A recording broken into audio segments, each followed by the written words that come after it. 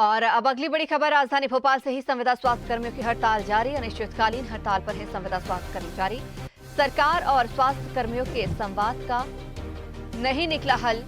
नियमितीकरण समेत अन्य मांगों को लेकर हड़ताल के चलते प्रदेश में स्वास्थ्य सेवाएं प्रभावित।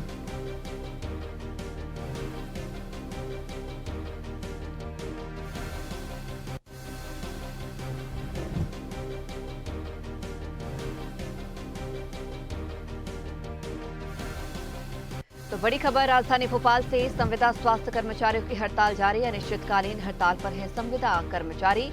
सरकार और स्वास्थ्य कर्मियों के संवाद का हल नहीं निकला है। आपको बता दें कि नियमितीकरण समेत अन्य मांगों को लेकर हड़ताल है। हड़ताल के चलते प्रदेश में स्वास्थ्य सेवाएं प्रभावित हो रही हैं। और इस खबर पर ज्यादा जानकारी के लिए हमारे साथ हमारे सहयोगी दुर्गेश गुप्ता लाइव जुड़ गए हैं। दुर्गेश, बार बार हल निकालने की बात की जा रही है, लेकिन यहाँ पर संविदा स्वास्थ्य कर्मचारी और सरकार के बीच में सामंजस्य नहीं बैठ पा रहा है।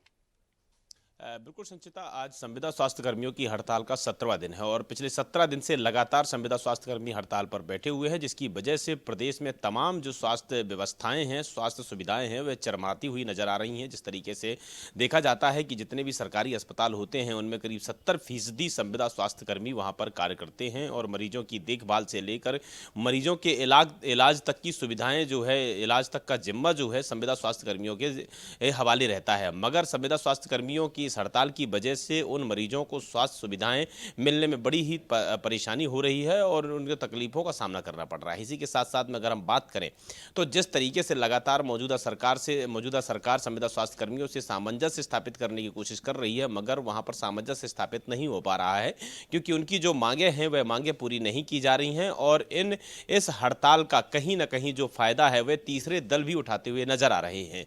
एक बार अभी कुछ दिनों पहले ही कांग्रेस पार्टी के जो नेता हैं वह संविदा स्वास्थ्य कर्मियों की हड़ताल में पहुंचे थे और संविदा स्वास्थ्य कर्मियों के साथ खड़े होने का दावा किया था। इसको मुद्दा बनाने की बात कही गई थी। इसी के साथ साथ में कल समाजवादी पार्टी के जो नेता हैं, कार्यकर्ता हैं, वह भी संविदा स्वास्थ्य कर्मियों की हड़ताल का साथ देने की बात कह रहे हैं। कहीं ना कहीं आगामी 2023 विधानसभा चुनाव से इन सब नज़ारों से जोड़कर देखा जा सकता है क्योंकि आगामी 2023 विधानसभा चुनाव में चंद महीने बचे हुए हैं और उसके ठीक पहले संविदा स्वास्थ्य कर्मियों का जो यह मुद्दा है, इस मुद्दे को जो मौजूदा विपक्ष है और अन्य जो तीसरे दल हैं उसको भुनाने की कोशिश कर रहे हैं, मौजूदा सरकार को घेरने की कोशिश कर रहे हैं। तो इससे कहीं ना कहीं 2023 विधानसभा चुनाव में मौजूदा सरकार को काफी डैमेज भी हो सकता है संविदा स्वास्थ्य कर्मियों की हड़ताल की वजह से।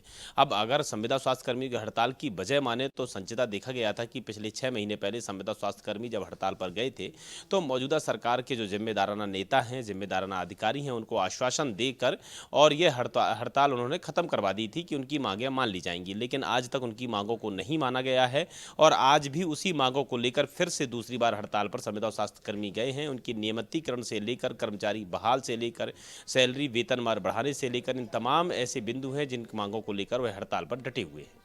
बिल्कुल ठीक कहा दुर्गेश आपने। इन्होंने कोरोना काल में भी जिस तरीके से काम किया है, जाहिर सी बात है ये अपना हक सरकार से मांग रहे हैं, लेकिन जिस तरीके से इन्होंने कुछ उम्मीद जताई थी कि संभवतः ये हड़ताल का असर नए साल पर देखने को मिले, यानी कि नए साल पर सरकार शायद इन्हें कुछ सौगात देती, लेकिन वो उम्मीद भी इनके साथ में जो है खत्म होती नजर आ रही है। लेकिन अब इन्होंने भी कह दिया कि जब तक मांग पूरी नहीं होगी हड़ताल जारी रहेगी।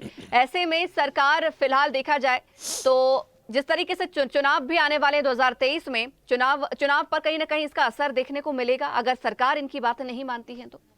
बिल्कुल स्पष्ट तौर से संचिता, अगर देखा जाए तो जिस तरीके से आगामी 2023 विधानसभा चुनाव में, जैसा कि मैंने बताया आपको कि चंद महीने ही बचे हुए हैं और इसके ठीक पहले संविदा स्वास्थ्य कर्मियों की हड़ताल में जो अन्य दल हैं, चाहे विपक्ष कांग्रेस पार्टी की बात करें, समाजवादी पार्टी की बात करें, या तमाम दल अब संविदा स्वास्थ्य कर्मियों की हड़ताल में साथ देने की बात कर रहे हैं।